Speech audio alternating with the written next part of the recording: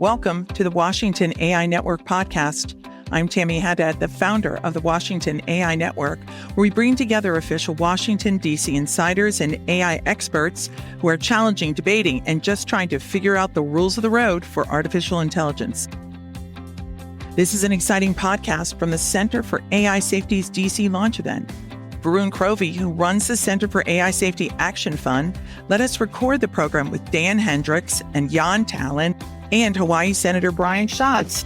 Unfortunately for me, I got COVID and could not attend. But fortunately for you, the great CNN anchor Pamela Brown filled in to interview these AI leaders. Thank you, Pamela. The episode begins with Varun introducing Arkansas Congressman French Hill. Thanks for listening. I hope you enjoy. Good evening, everyone. Welcome to the launch reception of the Center for AI Safety. Thank you so much for taking the time to be here. I'm Varun Crovey, Executive Director of the Center for AI Safety Action Fund. It is my honor to introduce Congressman French Hill from Arkansas. The Congressman serves as the Vice Chair of the House Financial Services Committee. He serves as Chairman of the Subcommittee on Digital Assets, FinTech, and Inclusion. And relevant to today's event is the co-chair of the Bipartisan Working Group on AI. He also sits on the House Permanent Select Committee on Intelligence and on the House Foreign Affairs Committee. We are delighted to welcome him here tonight. Ladies and gentlemen, Congressman French Hill. Well, good evening, everybody. So glad to have you here for this important conference. Glad to be a small part of it. Senator, good to be with you. The conveners, thank you for all your dedicated work on spreading the word about how to do AI in an effective, appropriate, and safe and sound way when it comes to deployment across the United States and, of course, the globe. Because, we're not going to turn the clock back. We're not going to turn the clock back on technical innovation in our country or around the globe, and we don't want to. We want innovation to proceed because we know over the long haul, it produces incredible benefits to all of our people. But we also don't want to put a rock on top of innovation either and not allow it to flourish under the right circumstances. So it's a balancing act.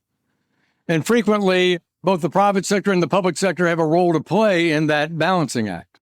But I think back to the mid-1990s. And in 1996, former Congressman, then Securities and Exchange Committee Chair, Chris Cox of California, put forward a House resolution that said, we're not going to tax or regulate the internet.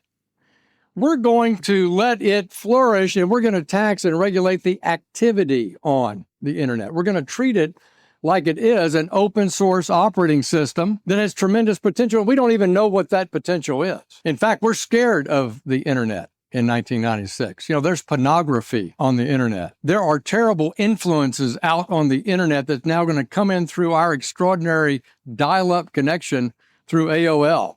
In conjunction with that was also Congress's decision on the Telecommunications Act to facilitate competition. And without both Chris's resolution on what we think of as Web 1, the basic internet, and the Telecommunications Act of 1996, you would not have this in your pocket. And if you have it at your pocket, it would not be at the cost that you have it in your pocket. You wouldn't have the connectivity, you wouldn't have the cost, you wouldn't have the cell service, you wouldn't have the innovation. You would not have Web 1 and now Web 2 had it not been for that forethought of not putting a rock on top of now what we know is Web 1. So we're at another inflection point in business history, technological innovation history, in and around blockchain, Web 3, artificial intelligence. So once again, we step into the breach of this decision-making in the public and the private sector in the world's largest economy, most technologically advanced and entrepreneurial and flexible economy, which is the United States. Rock, no rock. I vote no rock. But I vote that we think about how to do this in the right way. And I've been engaged in the last 5 years, actually going on almost 6 now, then Chair Maxine Waters of California, and the Republicans had working groups on AI and FinTech in 2019. So our members are among the most, I think, educated and thoughtful in and around AI on the House Financial Services Committee because of that 2019 working group, that then has turned into our FinTech subcommittee that I chair for the House Financial Services Committee today, our bipartisan working group on AI that now Ranking Member Waters and Chairman McHenry have set up, and the committee that Dr. Bill Foster from Illinois and I serve on behalf of Financial Services, committee of Hakeem Jeffries and Speaker Mike Johnson, our working group for the whole House. It's principles-based. What's that first principle? And we asked the regulators in financial services and HUD, the ones in our jurisdiction in financial services, how are you thinking about this? Are you using AI in your agencies? Yes, we're thinking about it. We're considering it. We're writing the guiding principles for that. Well, how are you thinking about it from a supervisory point of view for the banks, the broker-dealers, the HUD, housing-related topics, Fannie Mae and Freddie Mac? We are being principles-based, and we're saying they're not excused from any legal obligation they have in the analog world. So the first principle is, because you're choosing to use a large language model, machine learning, either on the compliance, back of the house side of your shop, or outbound, seeking new clients, better ways to do customer service, do fraud detection or whatever, you're not exempt from your obligations under fair lending, fair credit reporting, the Community Reinvestment Act, et cetera, et cetera. Well, of course, we understand that. So the assumption is that we don't want to make an assumption of non-compliance because you're using machine learning. I think that's a false assumption. But, and this is where I think much of the work you're talking about comes in, how do you show your work? That is another guiding principle of the supervisory agencies. We want you to deploy AI in a safe and effective way, but we want you to show us your work. Show us how you are determining that this credit score or this advanced credit underwriting policy is in fact consistent with and compliant with fair lending law. So I think that's why you're seeing the private sector creep into this, particularly in regulated industries, rather than rush into it. There's a caution. So guiding principle one, that you're in compliance with current laws in the analog world, not this digital world, not a generative or non-generative world. And that you have a person in the loop. And that as you refine that model and it performs better, you demonstrate that's the case as well.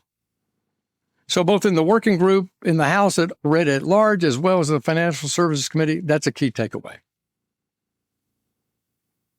But there's more to be concerned about because we see it every day, I think, in our lives, if you listen, and that is the ability for AI results to be wrong. We took the entire intelligence committee to Lincoln Labs and MIT and spent 2 days with the scientists talking about both the pros and cons of artificial intelligence, quantum computing in an intelligence context, about what works and what doesn't work, what's dependable, what's not dependable, in order to gauge that from a national security point of view. And then Steve Lynch of Massachusetts and I took the Financial Services Committee to MIT to do the same. And you know what you walked away with? Caution. Because those results that you're so glibly putting in your query in ChatGPT, there may be a step beyond Wikipedia, but not much, depending on the question, depending on the prompt, depending on the query, depending on what time frame you're talking about. So a little suspicion is warranted. A second issue that I think merits careful thinking is the ability to completely use the concept of a deep fake out in a B2B, B2C context, even with the most sophisticated capabilities. I've seen an entire website in S1, and S1 is what you file when you go public, and a solicitation package that's every single aspect of it is completely made up. But man, as a guy who's been in investment banking, commercial banking for 4 decades, it's incredibly realistic. And if I was waiting around for this broker who says they work for this firm to tell me about this and say I'm eligible for this IPO, it's pretty good. Audio fake, video fake, there are ways to combat that, but these are the short-term risks, I think, that both commercial sector, the private sector, individuals, I think are confronted with. So we're at these earliest days, and I want to commend the work here and the work of all of you, the interest that you're having, that we try to get this right. But we don't want to put a rock on the top of innovation. We want America to lead in this area, We don't want to over-regulate it, but we want to have the best practices available. And so on the House Financial Services Committee, that's what we're committed to on a bipartisan basis. We want to see AI advance. We want to see it benefit consumers. We want to see it benefit compliance. We want to see more opportunities for more people to have financial services product. We want to catch fraud faster. But I think in an American regulatory context, not in what I've seen in a European context. So I want to say thank you for the invitation to deliver a few opening remarks. I want to congratulate you on the great group that's assembled. Thank you for the incredible research and leadership you've demonstrated. And just express my appreciation. Our office is open to all of you. Anytime you want to come and talk about AI oversight, or brainstorm that great direction to the future, so that Web3 is just as extraordinary as it comes to productivity, innovation, choices for consumers, choices for business. And just remember, we're not going backwards. We're going forward. And I credit the members of the House back in 1996 that took the right decision. And I feel certain that the members of the House and the Senate in this Congress and in the next Congress will take the right decisions to lead us into a future, and one that we reap the benefits and that we understand the costs of artificial intelligence. Thanks for having me tonight. Thank you, Congressman. And now I'd like to introduce tonight's moderator, Pamela Brown. Pamela is the anchor of CNN's new weekday show, The Bulletin with Pamela Brown. She is an award-winning and Emmy-nominated journalist and also serves as CNN's chief investigative correspondent. We're delighted to welcome her as tonight's moderator. Ladies and gentlemen, please join me in welcoming Pamela Brown. Yeah.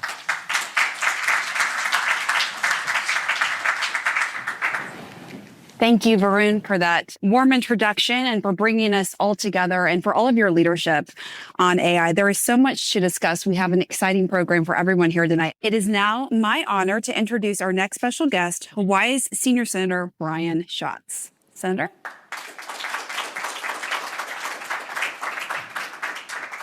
He really needs no introduction, but I will anyway. Senator Schatz has been serving in the U.S. Senate since 2012. He is the chairman of the Indian Affairs Committee, and he currently serves on Appropriations, Commerce, and Foreign Relations Committees. And AI certainly touches on all of those. So I'm really excited to hear what you have to say, Senator. Thank you. Thanks for having me. Thanks for doing this. All right, so let's start with AI safety. That's a big reason why we were here today together. How would you describe your outlook on the future development of AI? Some combination of alarmed and optimistic. I think in the short run, French referred to some short-term sort of immediate risks. And I think fraud at scale is something that I think about in the immediate term. In the sort of medium to long term, I think you do have societal catastrophic risks. I think the nature of warfare, the nature of terrorism is something that our national security folks are going to have to do a deep dive into. But on the other hand, I'm a climate guy. I think it could resolve some of our grid management challenges. And I am terribly excited about two other areas, weather prediction and the ability to prepare for and respond to natural disasters. And I think the biopharmaceutical space is just going to be gobsmackingly optimistic and extend people's quality of life and actually the duration of their lives as well. But I think that everybody ought to be of two minds about this, that there really is both short-term acute risk to regular people. There are also some societal, economic, political risks that are unusual in the sense that they can go in a nonlinear fashion and perhaps get out of control. And yet, if you had a sick friend or loved one and somebody said, we've got this new technology that can analyze the human genome at a pace that nobody has ever contemplated before, you'd say, let's do that. And if we have all of these challenges, all this wonderful pent-up clean energy capacity, but really right now, not a way to distribute it in an efficient fashion, AI can help. My job is about compartmentalizing, and so I am now officially of two minds, alarmed and optimistic. Yeah, and I think that's the right way to look at it, right? On one hand, it could potentially cure cancer. On the other hand, it could pose an existential threat to humanity, right? That's a reality. So the question is, how do you harness it for the good of humanity and mitigate the risk? The first thing we need to do just as a Congress is get it out of our heads that we're going to resolve this with one piece of legislation. Because I think especially in tech policy, there's a kind of, well, what about this? And why don't we have a comprehensive bill? We're not going to get a comprehensive AI one piece of legislation, and we're going to have to iterate this over many, many years. I don't think this is like the Telecommunications Act of 96. It's a different animal. The Telecommunications Act unleashed innovation because it broke up monopolies and enabled small companies to do really cool things. This is different than that. And so my view is attack those things that are immediate and upon us. I do think fraud at scale is one that we need to worry about. I have a very simple bill with Mark Warner and Susan Collins and John Kennedy that basically says anything made with generative AI that is on the internet has to have some sort of digital watermark, whether it's an audio file or a video file or just a still shot or whether it's prose. Let's start with the premise that if you're interacting with AI generated content, that you are entitled to know that. And I think that will sort out a lot of what consumers are worried about in the very, very short run. And my own judgment is that we're going to have to start passing bills and not try to solve the whole problem, because we will be stroking our chins and thinking about this for another decade if we try to make the perfect the enemy of the good. Let me follow up on that, because AI is rapidly developing, right? And just look at how it's developed in the past year and how it's impacting all of our lives. Congress, which I've covered for many, many years, is not known for acting with speed. What? So I think that is a factor here, right? Yes. And do you sense the urgency from your fellow members of Congress that this moment deserves? Yes, I actually do. But I do think we get sucked into, well, what about this? And I've got another idea. And then it becomes this kind of Christmas tree bill. And I think we have to separate temporally like what we're working on. And it seems to me that the most immediate issue is fraud and the inability to know whether something was made by a human or made by an AI.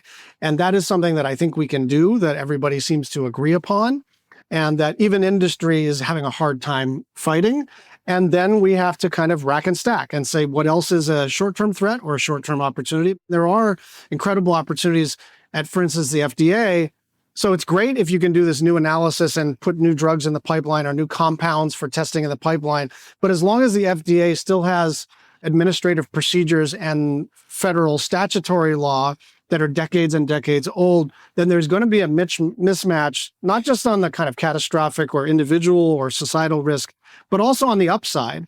If the government is not configured in a way that we can take advantage of all this new technology, then we're going to get a lot of private sector profitability and not a lot of public service improvement. And look, I've been listening a lot to folks who are worried about administrative burden, and those of us on the left want to solve every problem, right? But one of the things that I learned about administrative burden is during the COVID time, we were doing all these wonderful things for people. The only thing people really remembered and liked were the checks. Why? Because they were simple and they're quick, and you didn't have to do an eligibility determination. There is a scenario where an AI could actually be a kind of front door to the government, and you wouldn't need so much personal case management or technological or governmental literacy, that it could just start answering your questions and make things available to you that you were entitled to under the law. So there's a way to make the government work better using AI.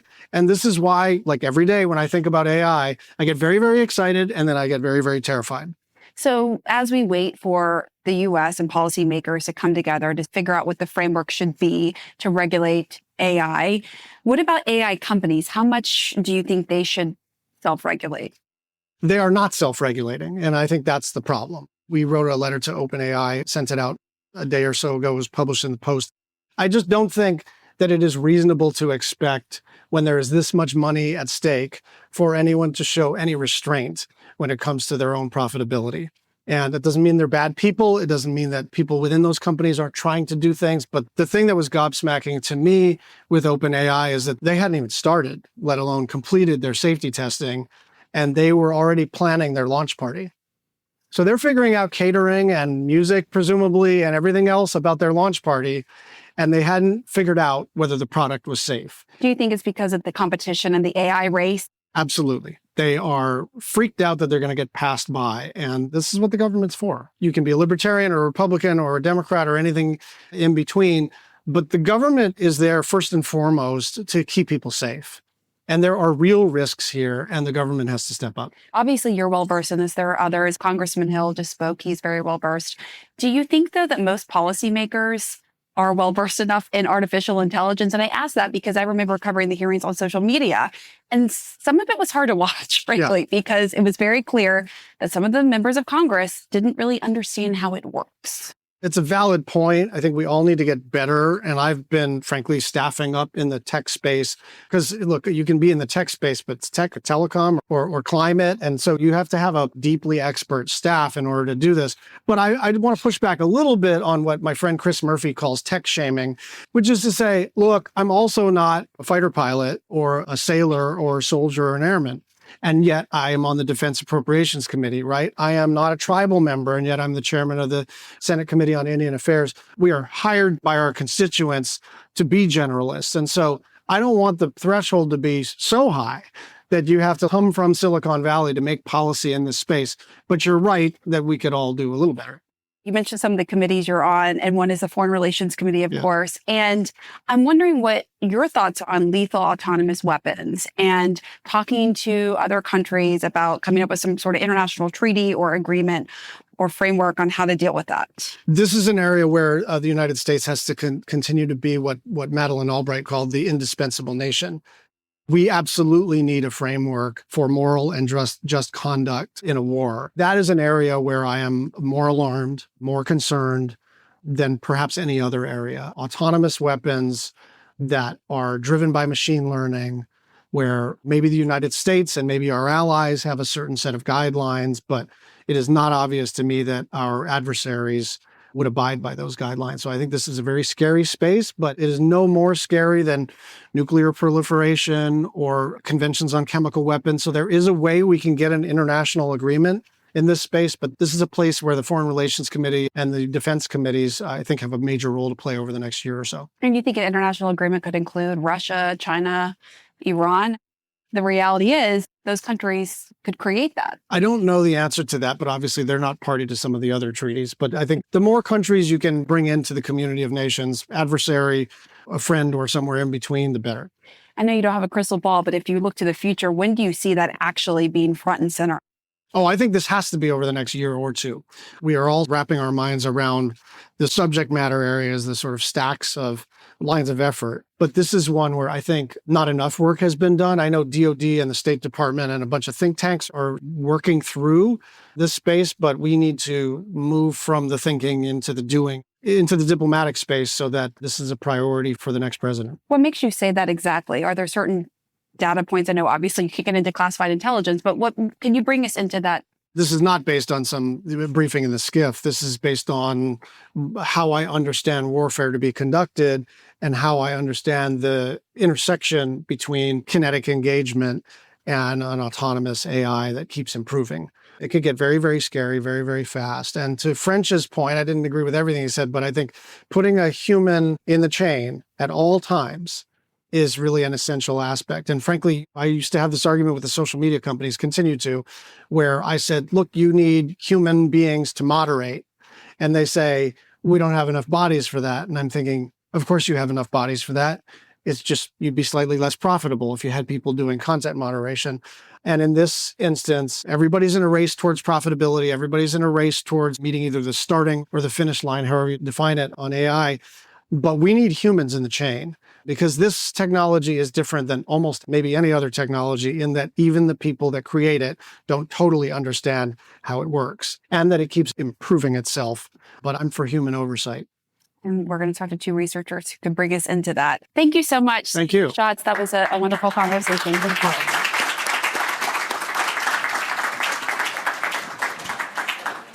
I would now like to introduce our next panelists, two of the world's leading AI researchers and developers, Dan Hendrycks and Jann Tallinn. Dan is the executive and research director of Center for AI Safety. He received his PhD in computer science from UC Berkeley after graduating from the University of Chicago. And Dan has quickly become an internationally respected researcher and thought leader on responsible AI. And Jann Tallinn is a founding engineer of Skype and a board member of the Center for AI Safety. He serves on the advisory board at the United Nations, is an active investor, and has founded numerous organizations dedicated to responsible AI. So I want to welcome them up to the stage to continue our conversations. Thank you all so much for being here. And I also want to balance some of what we talked about with Senator Schatz about all the good that AI can do, because I think that's important. But you both have expressed concern about the safety. That's why you created the Center for AI Safety and the need to have safeguards in place, right? So I'd like to hear more from you, Dan, about the Center for AI Safety and your role with it. Yeah, thank you. So the Center for AI Safety has three focus areas. One is technical research. That's where we're trying to empirically measure the risks associated with AI systems, or how intelligent are they? How intelligent are they likely to be in a year from now? We also focus on field building because we can't do all the research ourselves. So trying to engage more machine learning researchers and other relevant researchers from other areas, like people who work on GPUs, maybe they can help mitigate risks from AI. And then we focus on advisory and advocacy. One example would be this event, an advising capacity. I also am at XAI, Elon Musk's AGI company, as their safety advisor. So there's a broad portfolio of things we do to try to manage risks from AI because it's such a multifaceted problem. There's a lot of hats that one needs to wear. And there's only so much time in the day. You obviously have a lot on your plate. You mentioned Elon Musk, you're the top AI advisor for him. You are a leading AI researcher in the world. Why CAIS? Why do you devote your time to this cause? Why is it so important to you? I think there's a bit of a concentration of expertise in industry where most people who think a lot about AI are working at OpenAI, Anthropic, XAI, places like that. So consequently, when we're needing to talk about risk management and get into the nitty gritty, there aren't really many people around, or they're bound by confidentiality or non-disparagement agreements. And so it gets very tangled, speaking honestly, about these sorts of things. A lot of the reason I'm doing this is to just try and be helpful to all of you as a resource for intellectually understanding what the largest risk sources are, and then what are mitigations that are practical that we could bring to bear to handle this problem. Jann, I'm looking forward to hearing your perspective as someone who has really been at the forefront of new disruptive technologies like Skype. Where do you see the biggest opportunities with AI?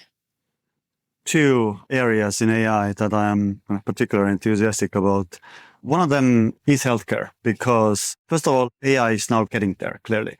You have to be cautious of confabulations and whatnot, but the latest generation of LLMs is to the level where it can be clearly helpful when it comes to advising on medical issues.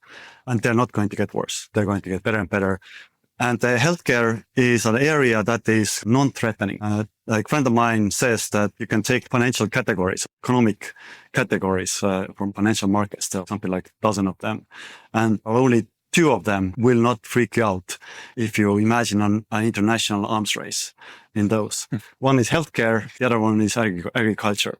All the other things, defense, energy, finance, they're like a little bit scary when I think about an arms race. And the other area, which I see like less discussion about it, but I think it's more interesting, common epistemics. There's a lot of discussion about AI generated disinformation and deepfakes. I highly endorse what Schatz said, that we need to label AI generated content. But there's a flip side to this AI disinformation. The interesting thing that people have now accustomed to is that computers can talk now. Just 5-10 years ago, that would have been crazy science fiction.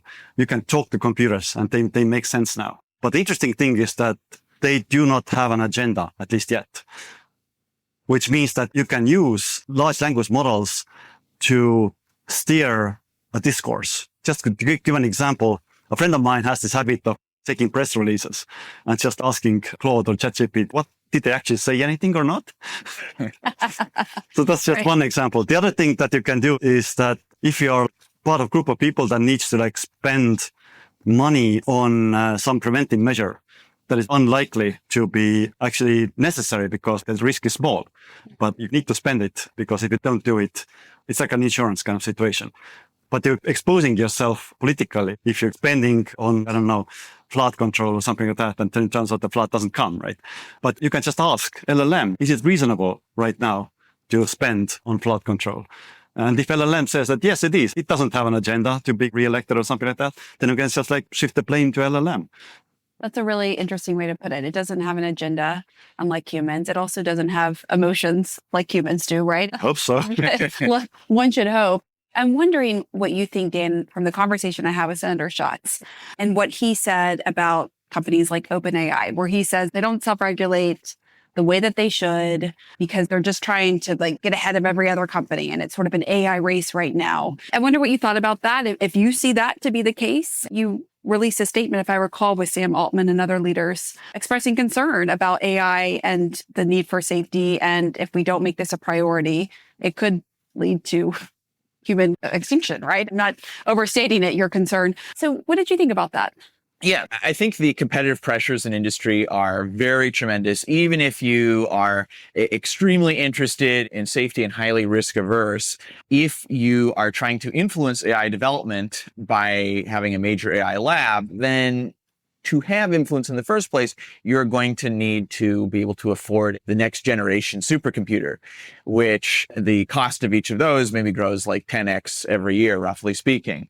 That means you're going to need to raise $10 billion. The next year, you're going to need to raise $100 billion. And that's why they have to move as quickly as they do. If they proceed more slowly, they will lose all influence. And although they really cared about safety, it no longer matters. They're just outside of the arena. So I can sympathize with many of the AI labs that this is the predicament they're caught in. And so the statement where the DeepMind CEO, the OpenAI CEO, the Anthropic CEO, et cetera, signed on that the risks from AI could be even at the level of extinction at some point. And so we need to have this be a global priority alongside nuclear weapons and pandemics. It's at that sort of tier. I think a reason that they assigned that is because they're locked in this competitive arms race that they can't really do anything about. So that's why some governmental intervention is warranted. It's a collective action problem. They'd all like to do the safe thing, but the financial incentives are for them to cut corners on safety. So if there are requirements of all of them, then they don't need to cut corners on safety, and then we can proceed more responsibly. Right. It's what you just laid out. It's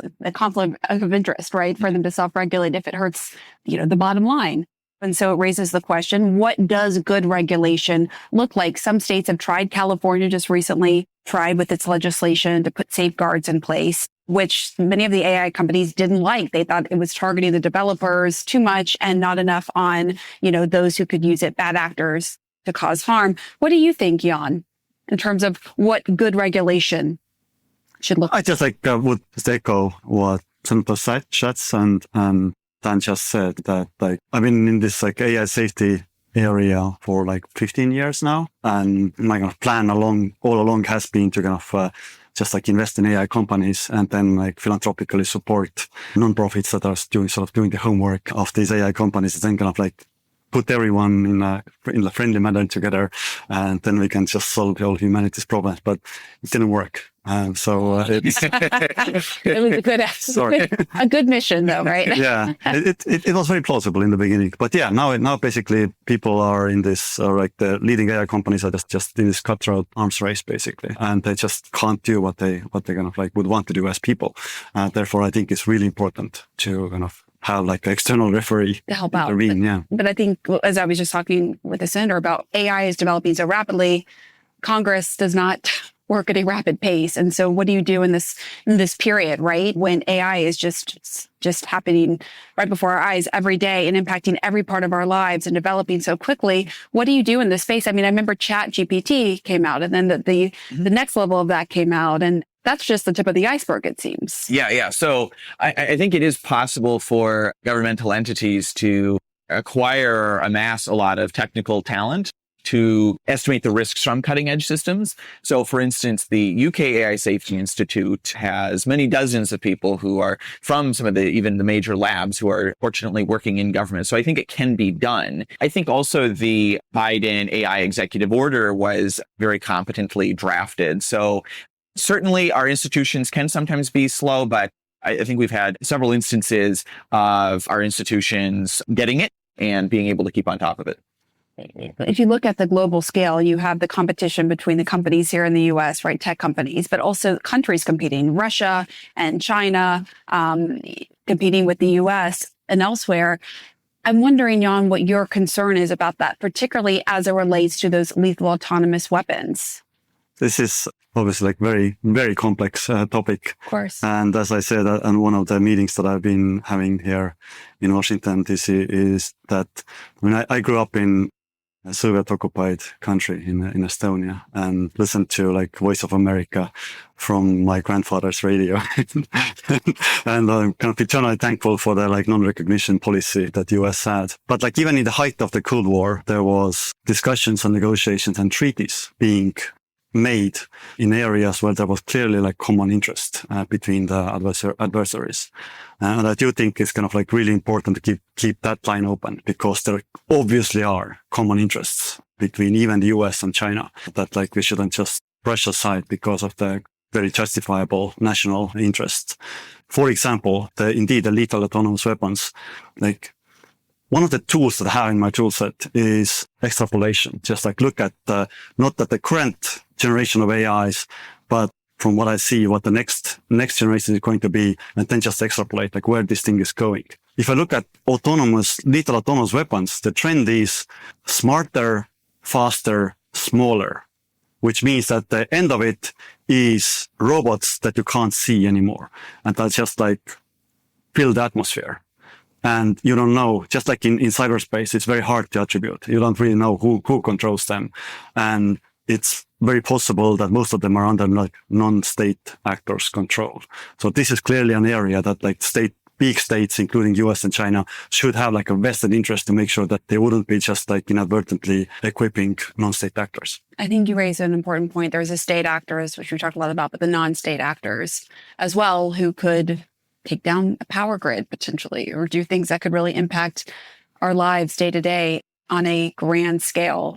I want to hear more from you about that as we wrap this up. And also, I'd be remiss not to ask about jobs. I think we all want to know, like, where we're going to be 5-10 years from now when it comes to the job front. Yeah, so I think a point of international agreement could be on making sure that non-state actors don't maliciously use these AI systems to cause catastrophes or build weapons of mass destruction. So if there are AIs that are expert level virologists, releasing those willy-nilly to anybody who wants them is, I think, quite hazardous, because they could just repurpose them to create a bioweapon. So that type of proliferation of skill for creating weapons is a way in which AI is a threat amplifier. And AI can be a threat amplifier to cyber attacks as well. So critical infrastructure is very slowly patched. One has to be fairly sophisticated to take down a power grid, though. However, the barriers to that may decrease substantially as AIs become more intelligent. So if they're better at performing cyber attacks in the future, and anybody can perform a cyber attack, all you have to do is jailbreak a model and instruct it to do so, then we have national security issues on our hands. So the type of legislation and regulation that I think is most promising, because it's bipartisan and it's addressing things that everybody says it shouldn't happen, is legislation handling national security risks. I think some other type of legislation that would be useful is us just getting a handle on these AI chips. These high-end AI chips are what underlie all of the progress in AI. That's what they're fundraising for. They're spending 90% plus of their budget on buying more NVIDIA chips. So I think we should try and get a handle on that so that non-state actors don't get them, or so our adversaries don't get them. Then we won't be caught in this really pernicious arms race dynamic that the companies are seeing themselves in. If we have a strong lead over China, then we don't need to be behaving in that way. There won't be an external referee to help us out if we're in a really close competition with China. So I think that's one reason why focusing on chips and export controls is a very promising intervention. And then as for automation, that's maybe a bit farther down the line. One could speculate maybe some type of tax to help workers who have been displaced by this technology, maybe a compute tax or value-added tax. But although we're talking about longer-term risks here, I'm sort of maybe we'll procrastinate a little bit on that and see what the facts of the matter are as that starts to happen. We'll kick the can down the road on that. All right. Well, thank you all so much. This was great. Jann, Dan, Varun, thank you all for this really meaningful and important conversation, helping us better understand AI and the safety around it. I encourage everyone to take what we discussed up here, go forth and enjoy networking and having a cocktail, and enjoy the rest of the evening. Thank you all. Thank you for listening to the Washington AI Network podcast. Be sure to subscribe and join the conversation. The Washington AI Network is a bipartisan forum bringing together the top leaders and industry experts to discuss the biggest opportunities and the greatest challenges around AI. The Washington AI Network podcast is produced and recorded by Hadad Media. Thanks for listening.